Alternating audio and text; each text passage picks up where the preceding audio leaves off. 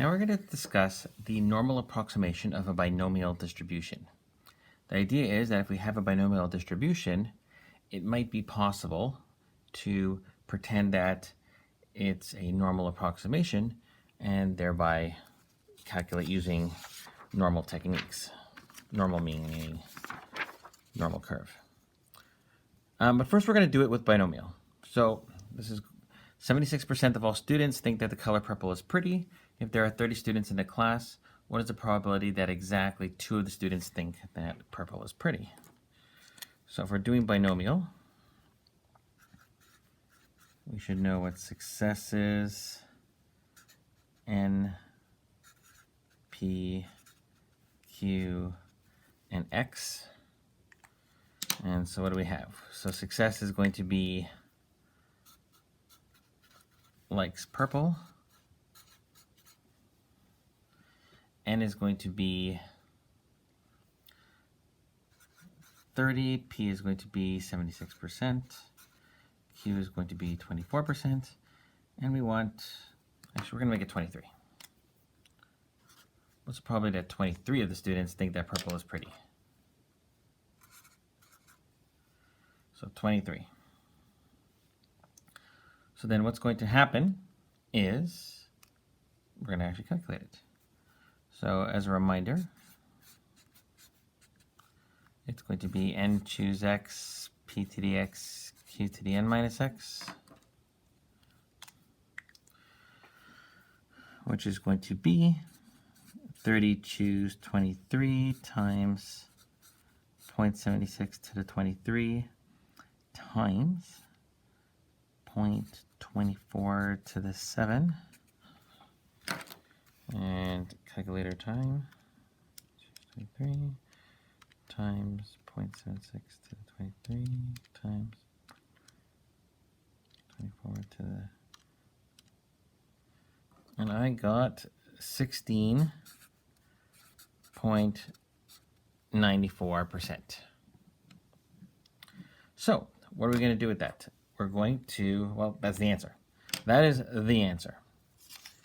Now, let's say we want to pretend that it's normal. So it's going to be, what we're going to do is there's a test. And so there's, so the approximation, so this over here, this is the test part. So if these two things are true, then what we could say, and these are just things that I'm not going to prove them, I'm just going to state that they're true for now. So if n times p is bigger than 5 and n times q is bigger than 5, then we get to, this over here, this is the approximation. Then the mu is equal to, the mean is equal to np, and the standard deviation is equal to npq.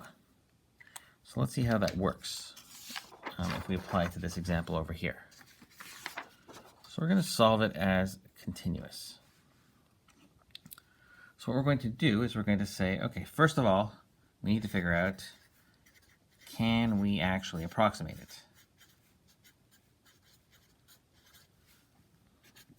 So we have to do the test. And so the test is going to be, we need to figure out what NP is. And we're going to use the same things that we did before. We're going to, this is the N is 30, P, Q, and X. So the N times the P is going to be 30 times 0.76, and the NQ is going to be 30 times 0.24. And if we plug that into the calculator, we are going to get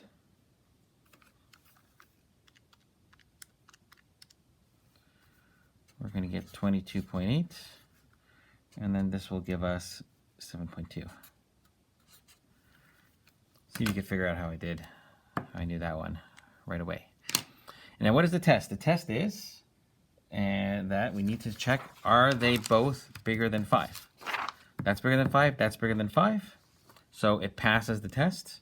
So therefore, we can approximate.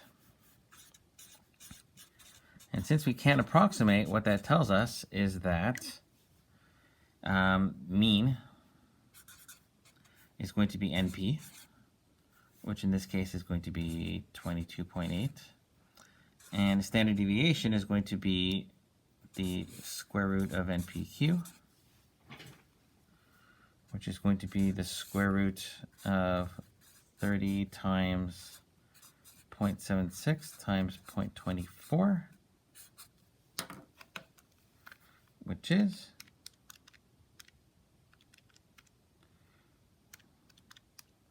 2.34, which is 2.34. So we're going to say we could approximate for this binomial distribution. We could say that the mean is 22.8 and the standard deviation is 2.34. So keeping those numbers in mind,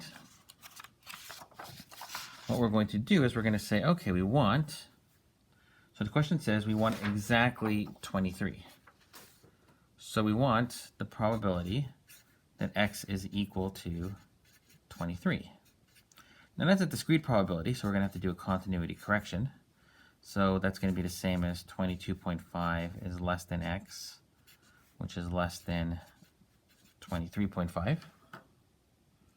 So we're going to need some z-scores. So the z-score for 22.5 is going to be x minus the mean, and the mean is 22.8, divided by the standard deviation, which we're going to say is 2.34. So it's going to be 22.5 minus 22.8 equals, divided by 2.34, is negative 0.13.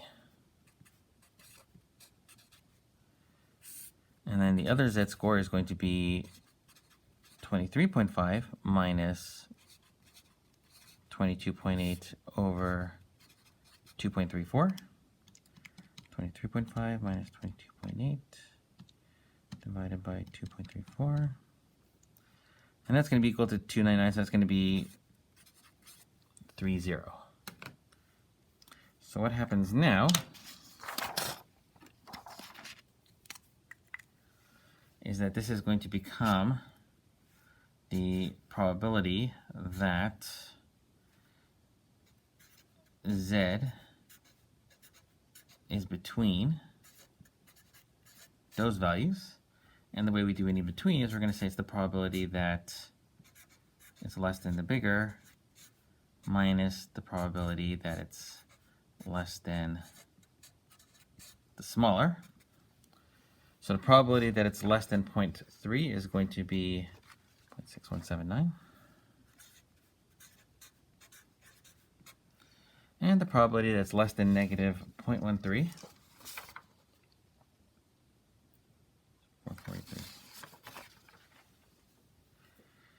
is going to be 4483. So I looked those up on the z-score chart. And 0.6719 minus 0.4483. And that's going to give us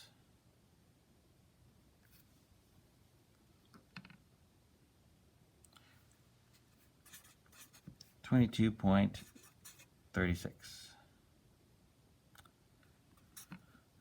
which is incredibly wrong. And I'm not sure why, but it should be pretty similar.